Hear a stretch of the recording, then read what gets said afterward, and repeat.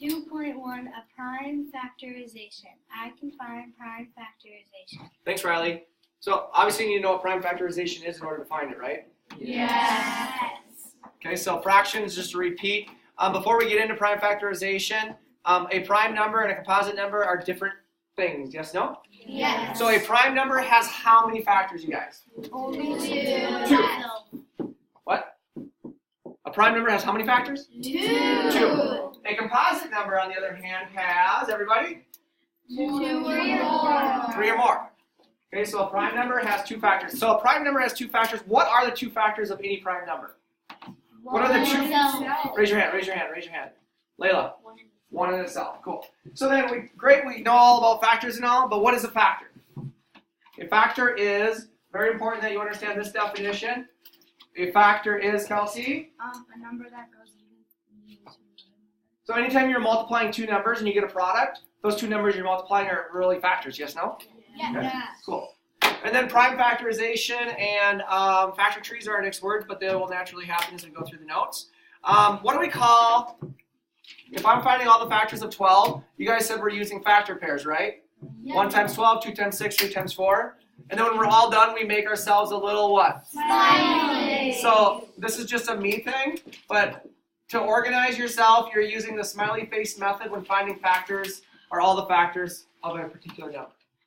Okay, the reason you would want to do that is because if I asked you to find all the factors of 600, there's a lot of them, and you would literally want to start at 1 and go in order all the way down until you cross over to the other side. Does that make sense when I say cross over to the other side? Yeah. So if I use 24 and then 25 is its factor pair, what's my next number that I would check after 24? 25. And I know I'm done then, right? Yeah. Okay? Last thing we did then, the whole point of this lesson is we created a factor tree. MJ, in this class, was the only person who for the number 12 knew, by just guessing and checking about it, just thinking about it, that 2 times 2 times 3 would be the prime factorization of 12, because prime factorization is taking a number and breaking it down into a product of all of its primes. So 2 times 2 times 3 is 12. What we did, though, is we talked about how you do that. If you can't just figure it out, which in many cases you can. So we found a factor pair for 12, which would be like 4 and 3, yes or no? Yes. And because 3 is what, we circled it. Why did we circle 3?